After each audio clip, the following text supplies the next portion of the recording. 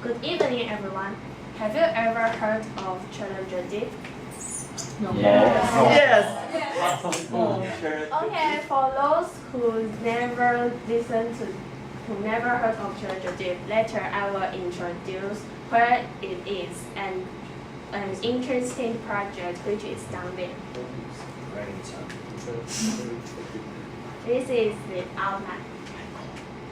In the beginning, I will introduce Challenger Deep first, then the project, the goal, the results, the next plan, and conclusion. Challenger Deep is a slat-shaped canyon in Mariana Trench. Everyone knows Mariana Trench, right? Yes. I don't. It's a deep place in the ocean. And the Challenger Deep is the deepest part of the trench. In this dark, isolated place, you may think it is quiet. However, it isn't. It's really noisy. Last year in July, a group of scientists lowered a laboratory with hydrophone 7 miles below the ocean surface. They used an anchor system to make it steady, so the device wouldn't be moved by the current easily. Their goal is to monitor the levels of increasing man-made noises and their influence on marine life. Scientists also want to make a comprehensive salt maps of the ocean.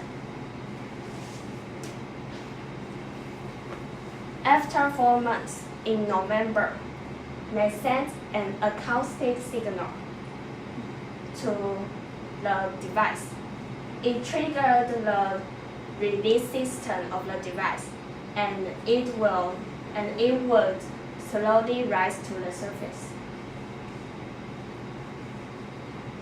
As the scientists heard the recording, they were really surprised at the numerous kinds of voice in it. There were the roar of a typhoon, the rumble of ships, crescendos from earthquakes, and the cries of whales. Let's talk about the typhoon first. The typhoon churned the surface with a strong power, and it could be heard in the recording. Next is the ship. There is an island near Mariana Trench called Guam. It's on a transoceanic route, so every day many ships pass above the trench to next island. The sound of planes moving can be also heard of. Mariana Trench is an active subduction zone. One plate dives down into another. So earthquakes are regular occurrences. Furthermore, the whales cries. It was the most unexpected thing to those scientists, because whales don't dive too deep in the ocean, but their voice clearly traveled to the bottom of the trench. In a recording, a baleen whale seemed to mimic a buckhorn. And let's listen to a part of the recording.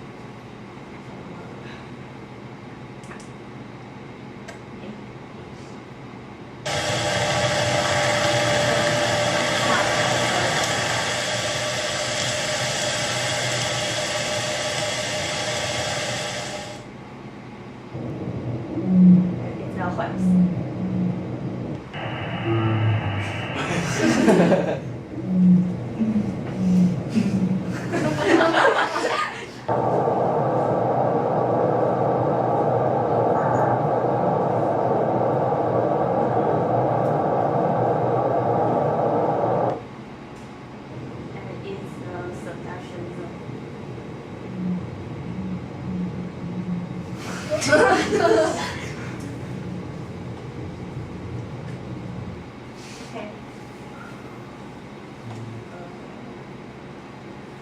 The scientist's next plan is to put a hydrophone under Arctic ice cap.